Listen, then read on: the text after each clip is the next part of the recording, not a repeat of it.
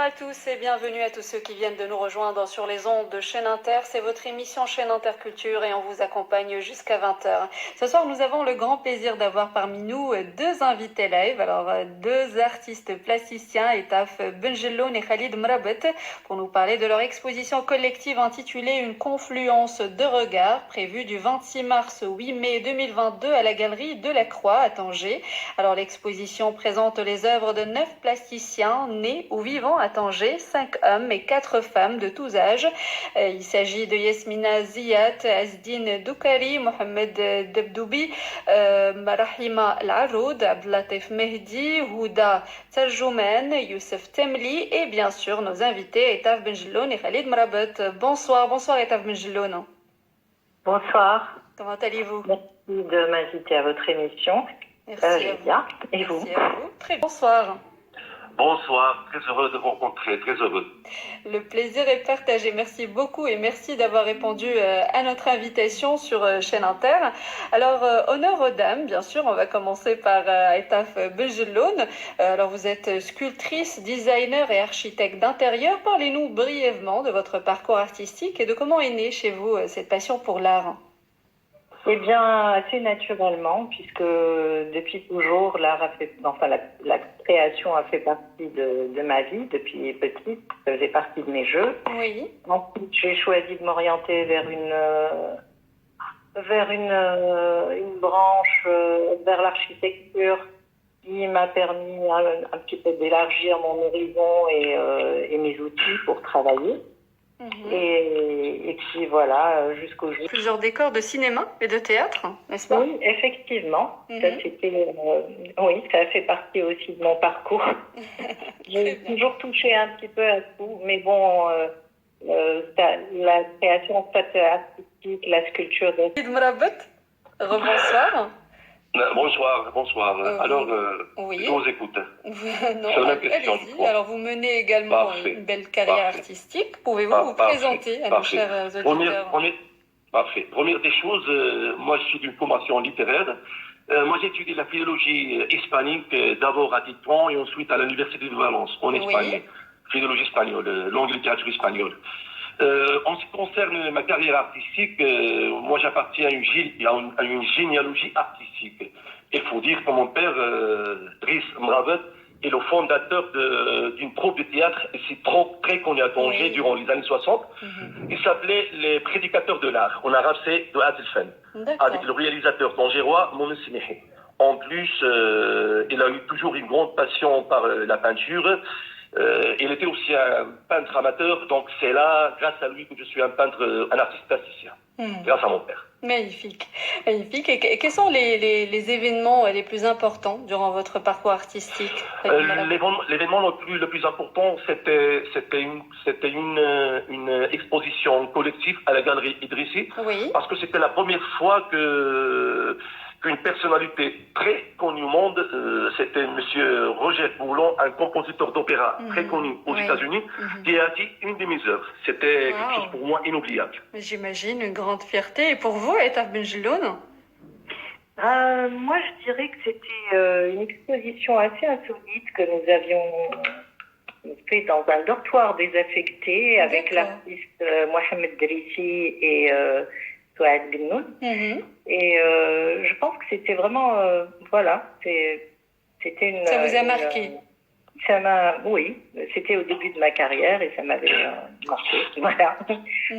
Bon, j'ai exposé évidemment dans d'autres lieux et tout ça, mais bon, cette exposition était assez... elle a un petit peu tracé mon parcours par la suite. Voilà, c'était... Voilà. Très bien, parfait. Alors, Khalid Mrabet, l'exposition collective donne à voir les créations, comme on a dit, de 9 plasticiens, 5 hommes et 4 femmes, dont vous faites partie. L'expo est intitulée Une confluence de regards. Pourquoi le choix de cette appellation? Moi, je crois personnellement que la première des choses, on est tous des artistes tangérois. Donc, on vit souvent le travail à Tanger. Donc, et Tanger, pour nous, c'est l'inspiration.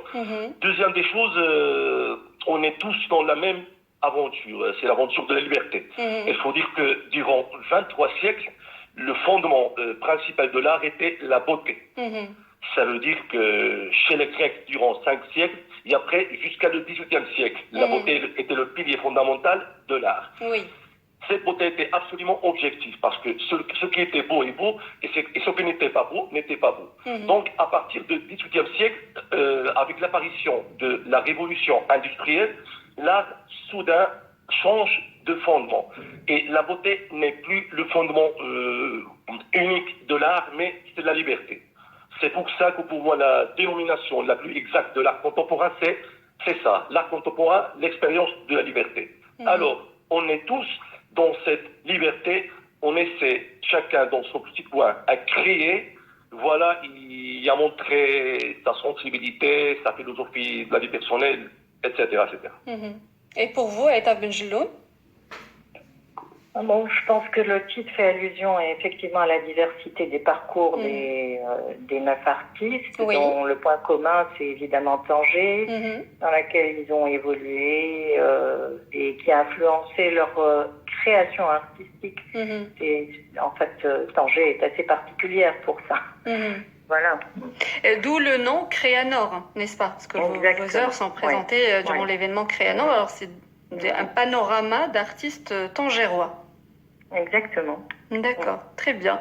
Alors, pouvez-vous nous présenter ou décrire l'étoile que vous avez choisi d'exposer à la galerie et quel message désirez-vous transmettre à travers ces œuvres, Aïtaf Benjelloun?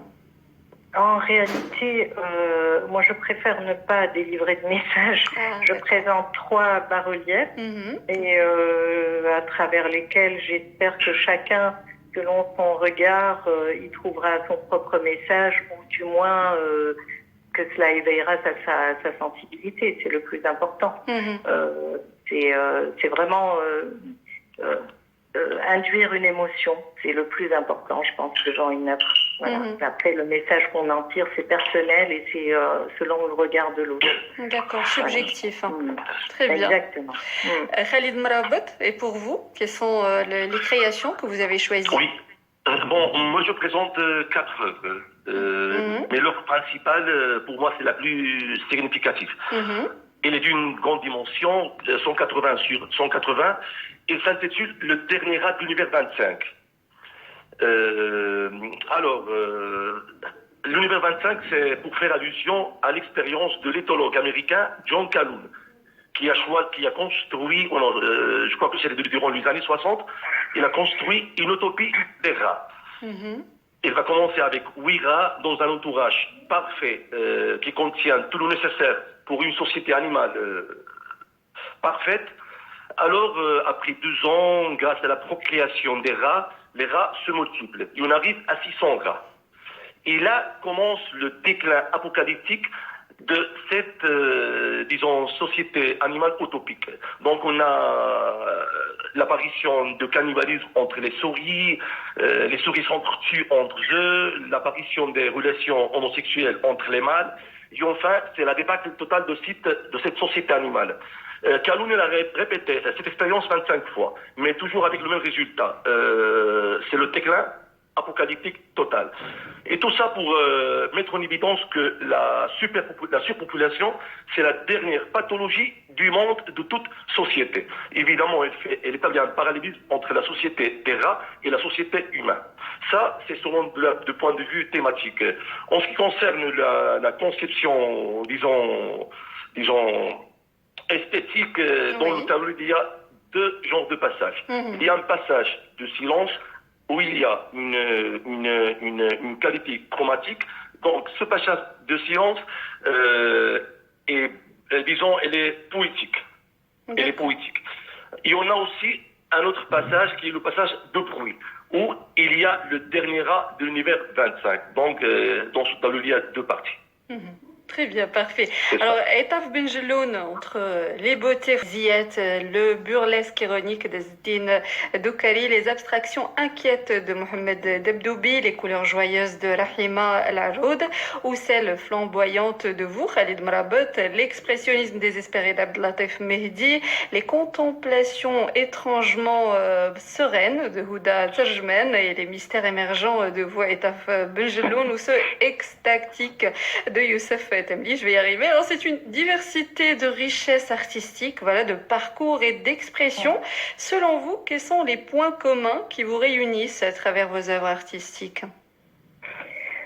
Oh, les points communs qui nous réunissent, je pense que c'est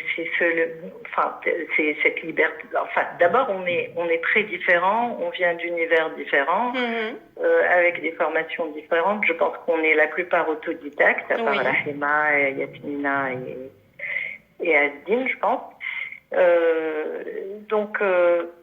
En fait, c'est des styles très personnels. Voilà, c'est des styles assez singuliers. Je pense que c'est la particularité de tous ces artistes qui est présent à cette exposition. Voilà. Et pour vous, Khalid Marabat, le point commun entre vous? Moi, je crois que nous sommes tous dans la même voie. Alors, chaque artiste marche à sa manière. Et il y en a qui marchent d'une manière conservatrice, traditionnelle, d'autres d'une manière réformiste, disons un peu contemporaine. Mais il faut dire qu'on est tous besoin les uns des autres. Et ça s'appelle de la santé artistique. Mais je répète une autre fois, on est tous dans la même aventure. Oui. L'aventure de la liberté, parce que comme j'ai dit avant, l'art contemporain, c'est ça, c'est l'expérience, c'est l'exercice de la liberté. Très bien. Alors, vous avez parlé de Tanger, comme on a dit, les exposants, les participants, les artistes participants sont soit nés à Tanger ou qui vivent à Tanger. Que représente la ville de Tanger pour vous, Aïta Benjeloun?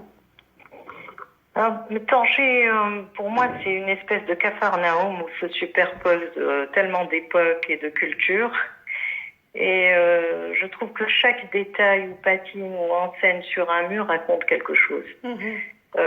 Donc apprendre à les regarder et m'imprégner de l'atmosphère, créer en toi la démarche artistique, tu vois, à laquelle cette ville m'a initiée. Voilà. Et pour vous, Khalid Marabat? Moi, je suis né, je vis toujours dans le vieux Tanger d'autrefois, la Médina ancienne de Tanger.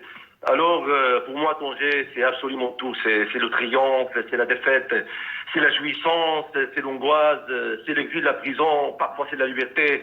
Tanger, pour moi, c'est tout, absolument tout. D'accord, très bien. Quels sont vos projets artistiques, Aïta Benjeloun? En réalité, travailler encore. Tout simplement. Voilà.